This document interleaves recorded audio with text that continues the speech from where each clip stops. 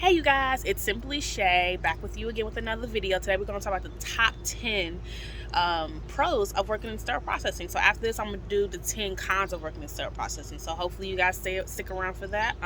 So if you see me looking down, it's because that I actually have my notes on my phone right here. So I'm going to be glancing down, but I'm still going to give you guys my full attention. So the number one pro of being in the sterile is of being a sterile processing tech is that when you get into the job, when you get into the field and do your interview, the only thing that you need to qualify is a high school diploma. Most places is a high school diploma, and if you get like the hospital I'm at, I didn't need the certification.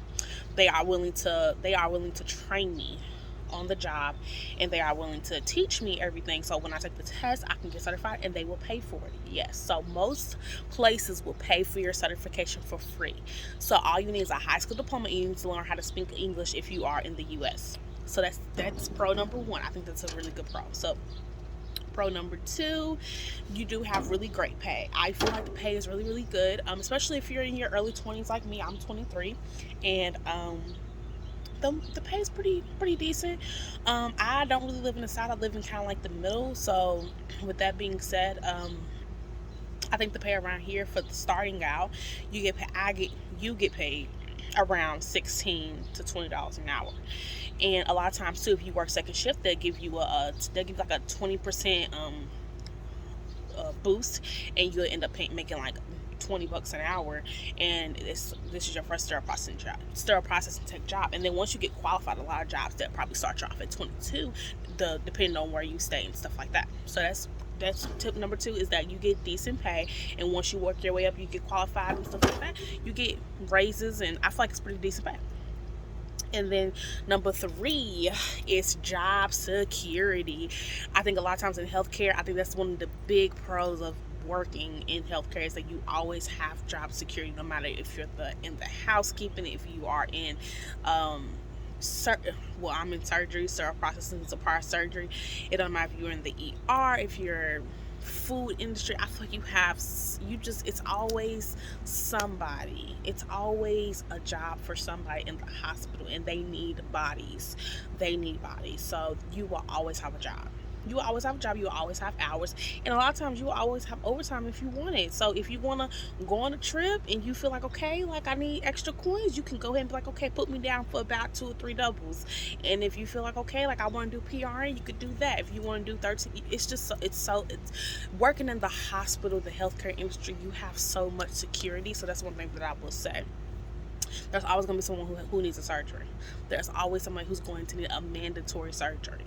So even if they say, oh, well, we're cutting back because of what was happening back in 2020, they will still need sterile processing techs. You might not get overtime, but you'll still get your 40 hour close to it. So that's a good thing. And then number four is no patient contact. See, I come from customer service. I was a dental assistant before this, so I do understand the customer contact sometimes could just be overwhelming and just annoying. So if you're the type of person who don't want to be bothered, and you still want to help people, but you want to be the kind of like the behind the scene ninja, this will be the perfect job for you, because you do not talk to anybody. Well, where I'm gonna be clear, where I'm at, I don't see any patients. The only patients that I see is that if they're coming down the hallway. That's it. I have no patient contact. So with that being said, that's something that you might want to look into. This is how my day goes. I go in work, I have my AirPod in, say hey to everybody, talk to my coworkers. I have a table. I do my sets if it's a set. If I'm doing table that day, I do my sets like this, and listen to my podcast, and just keep going. So if that's something that you feel like you would like to do, just if you feel like, okay, you know what, I can listen to my AirPod, and I can just keep going on my sets, and I ain't gotta worry about nobody talking to me, and this is the field for you. It is. So that's a good thing. No patient contact. And then we have number five. We're halfway there. You have the chance, especially if you work in the hospital as a sterile processing tech, you have the chance to work 8-hour shifts, 10-hour shifts, 12-hour shifts, and 16-hour shifts. Okay. Now, I know a lot of different departments are different, so that they might, because they might have to they might not have 16-hour shifts, but I have seen where I'm at. She kind of made room for people who just want to work weekends. She made room for those people and put them on 16-hour shifts, and those people love it. I like my weekends, but if you're the type of person, you're like, you know what? If I have my Monday through Friday off, and if I can go out of town, get here on Saturday, work my 2 days, and then be off for 5 days. If that's something that you like, then you might want to look into the hospital and working in the sterile processing department, because I have seen that my manager, she has made different different shifts for different people, and they've actually become a thing, and everyone's happy. So yeah, so if you want to be on 8-hour shifts, you have that flexibility. If you want to be on 10-hour shifts and have your 3 days off, you have that flexibility. If you want to be on 12-hour shifts and have your 4 days off, you have that flexibility. So I feel like there's always something for somebody. So that's something that I think is great, because you never know. What if you want to go back to school? You can work like I said, you can work your 16-hour shifts on the weekend, Monday through Friday, be in school. If you want to, I don't know, if you just want to just have days off to go to the doctor, if you feel like, I can do my 16 and I can go home and I can go sleep, wake up, do my 16 again for 2 days. And if you feel like, okay, I want my flexibility during the week, and I want to be able to do what I want to do during the week for summertime, that might be something that you want to look into. If you feel like, okay, I want to do my 10-hour shifts, I want to have 3 days off, I want to have that I want to have that long weekend, so I can do things with my family, and I can have that kind of like day to myself, because sometimes we feel like 2 days just isn't enough when you're working those 8-hour shifts. Then that's something you can look into. So there are always shifts for everybody, and I feel like that's the best thing. That's one of the best things about sterile processing, is that there's something for everybody, and to make everybody's life, because everyone's life is different. So I feel like whenever your life changes, you can change with this job and it won't affect you. So that's a good thing. And then we're on 6. So number 6, you can travel with this job. Sorry, you guys. You can travel with this job. So if you're the type of person, if you're like me, you're 23, you have no children, and you feel like, okay, like I don't really know what I want to do in my life yet. Like I don't want to go to school and rack up on student loans and still not know what I want to do. And you fall into sterile processing, you feel, okay, I could probably do this for 5 years, and you're like, you know what, I want to travel. And you got a lot of people who want to travel for free, and I say for free because they pay for everything. And there are people who want to just live a freelance life, and who don't mind like packing up and living on the road and doing that. So if that's something that you like to do, then traveling might be for you. And then on top of the pay is just so good. And once you get certified, you will be able to go to everywhere.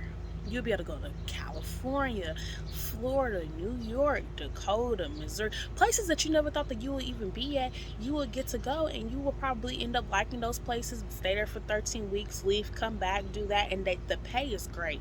I have seen different people getting paid from $1,600 a week up until $2,300 a week. So the rates do fluctuate, but at the same time, I want you guys to be careful that you do not have 401k and you will not have insurance. So you will have to get that on your own.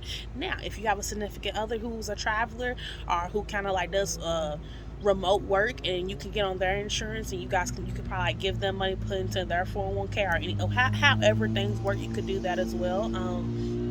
I know a lot of people too who kind of like go to like the same kind of like the same hospitals, if they don't want to keep like going to New York, California. They kind of stay in their little bubble, and they kind of rotate things around.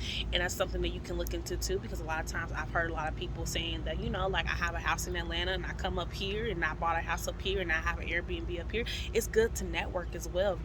If you want to own land, and kind of just like look at America and be like, okay, well, I just want to see what's out there, and I want to have that opportunity. So you can get paid to travel.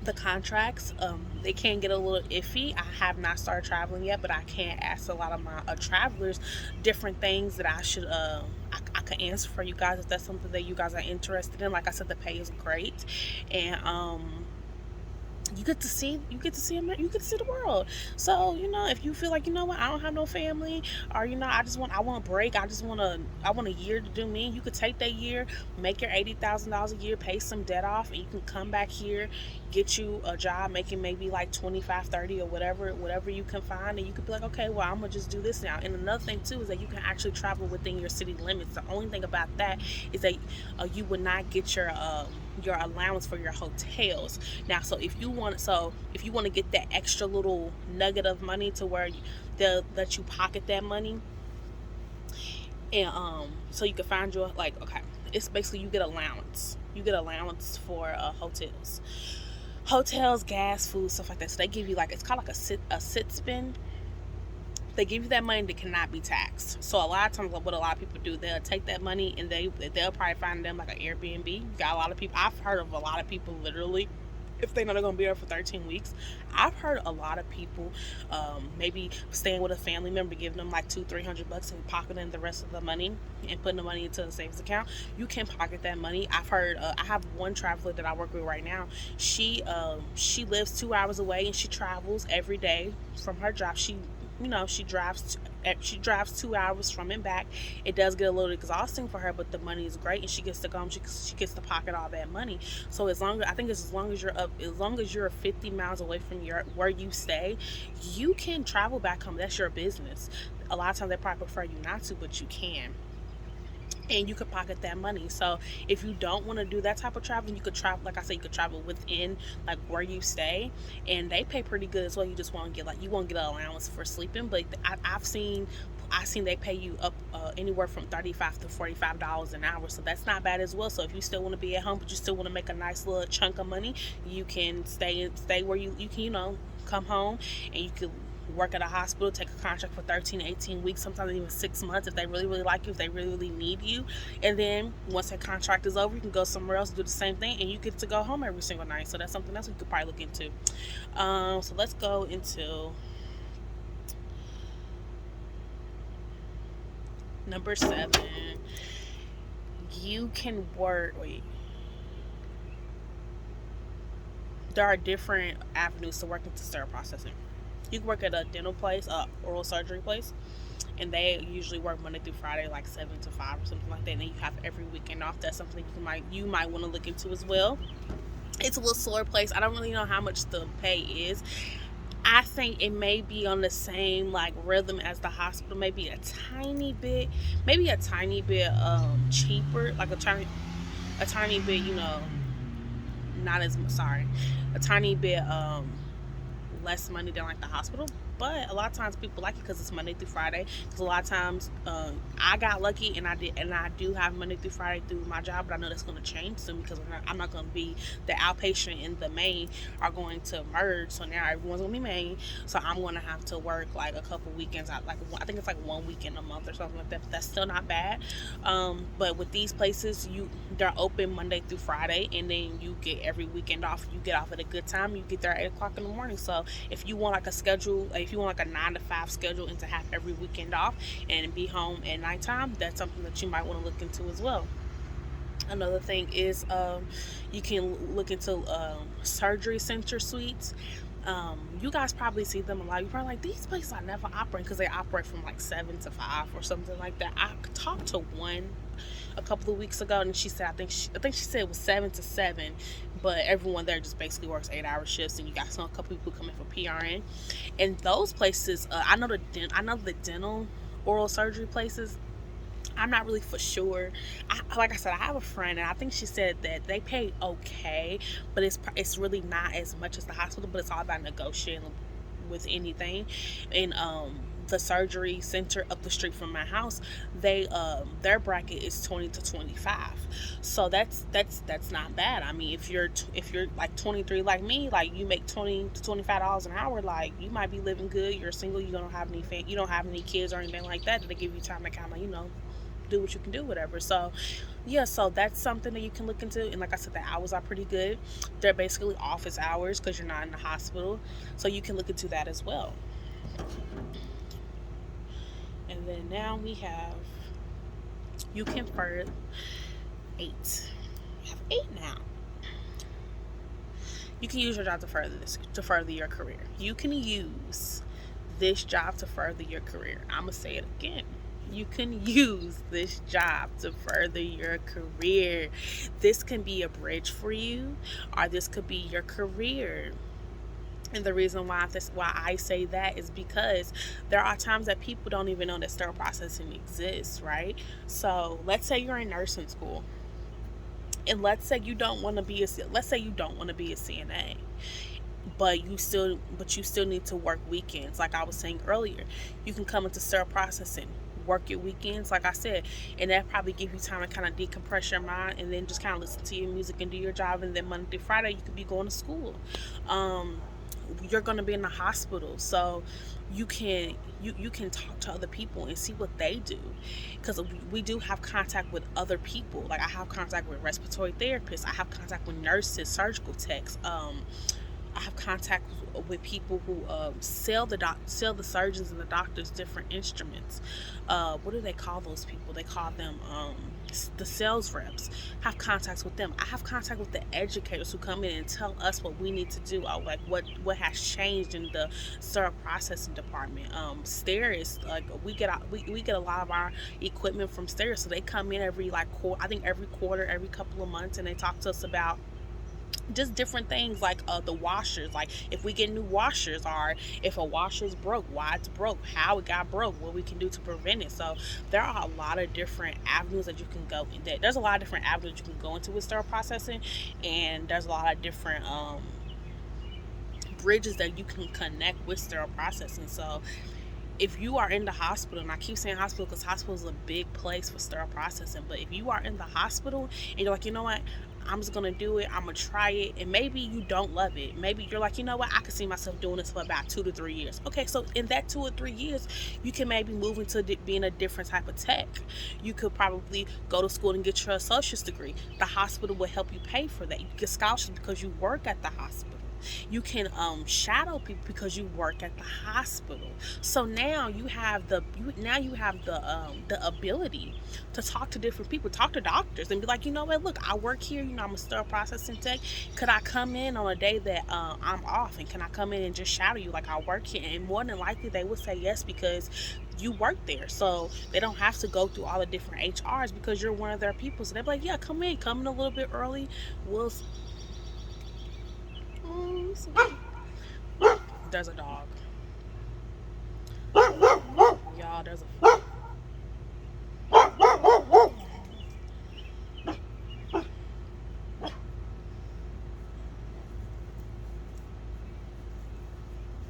He's cute, but now he gonna be barking. Oh, well, okay. He handling his business now, so hopefully he just stay over there. Okay. So, okay, so what was I saying? Okay, yeah, but different avenues. There's a lot of different avenues that you can try to tap into. So, if you be like if you're just like, you know what, like, let me just go into the hospital, let me talk to some different people, and let me figure out what I want to do, let me get different type of certifications, and let's just get this going. It might be something that you will be interested in. So that's a good one. Now, number 9, no student debt if you choose. If you're fresh out of high school, or let's say, let's say you kind of, you've worked in like the food service industry or anything, you've never been to a college, then you could just be that dog. He walked away. So, okay. So, let's say you've never been to college, right? And let's say, you come across this job and you figure out that you like it, and you get the job and they pay for your certification. You get a post secondary certification, and you pay $50 a month to renew it every single year, and that could be your career. And let's say you can make anywhere from $40,000 to $100,000 a year, and you don't have any debt. So that's a good thing. That's a big thing for a lot of people. So once you become a tech at the hospital, and I say almost every tech at the hospital, I feel like makes pretty decent money. So that's something that you could be looking into as well. So no student debt. That's a big one. Let's see. Oh, he's cute. Hey, what kind of dog is it? Um, some sort of Labrador and Pitbull, I think. Oh, okay. He's cute. Yeah. Her name's Harley. Hey, Harley. We wanted to name her Two-Face, but she was a girl, so. Hey. I'm surprised she's being calm right now. Your name would be? Shay. I'm Josh. Nice to meet you. So cute. I think she's like 4 years old. Maybe Really? 5. 4? We've had her for a while now. Oh. I love dogs. I have a cat though, so I don't think they'll get I think I'm along. more of a cat person, if you're being honest. Yeah. Dogs, they're a lot of work, but they're Needy. cute though. No. She must smell some food. Probably. Do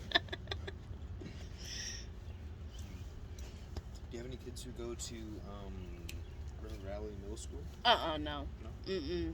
Okay. Do you? Oh yeah, my 2 younger brothers go to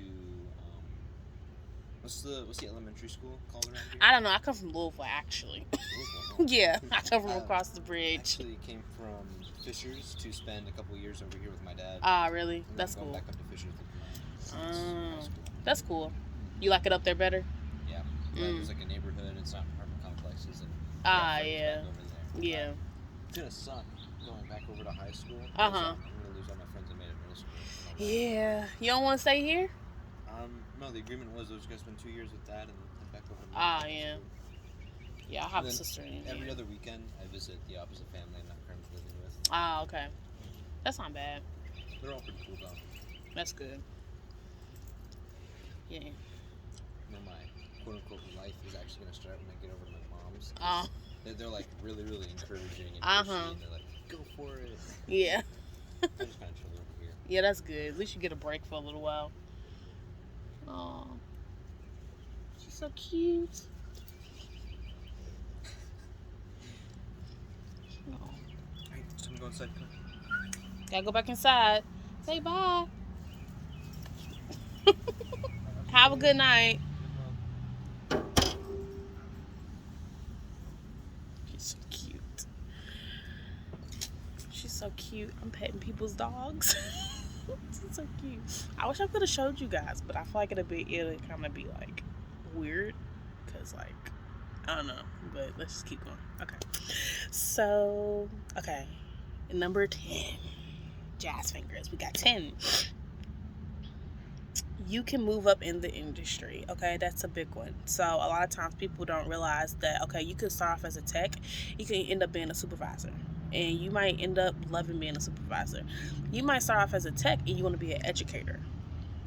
And being an educator is something that I've heard a lot of educators that come to the hospital, they always start off as being sterile processing techs. And I think a lot of times, one lady who came in and she was with Sterile, and I think she said that she was a sterile processing tech for about 20 or 25 years.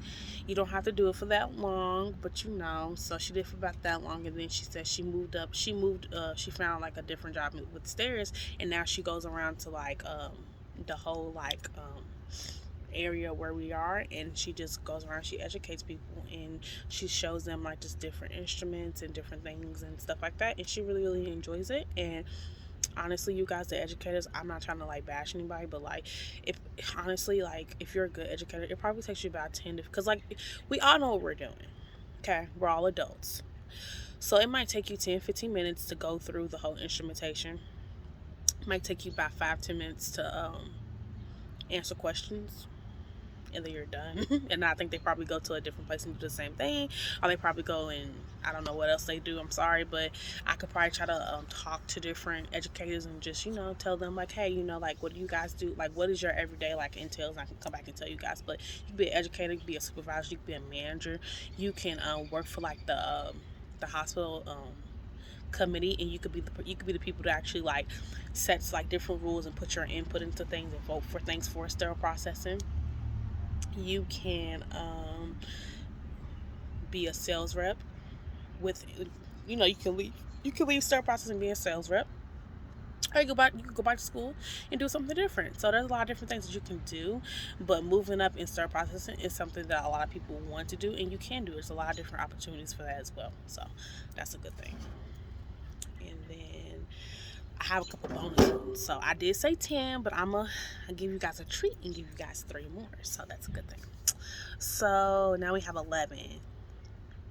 If you are a clean freak, you would enjoy being a sterile processing tech. If you were a dental assistant before, if you like, I was a dental assistant. If you're a dental assistant, you would probably like being a sterile processing tech. If you are a medical assistant, you would probably enjoy being a sterile processing tech. Okay, sterile processing tech, it's very different, but at the same time, it's kind of like, you know how like when you're a dental assistant, you just like you go into the you go into the back and you clean on the instruments. You basically do that all day, and a lot of people like it. And like I said, if you're clean free, like OCD, and you just like to see things get clean, and you're just like that type of person, you would like being a sterile processing tech, most definitely. 12.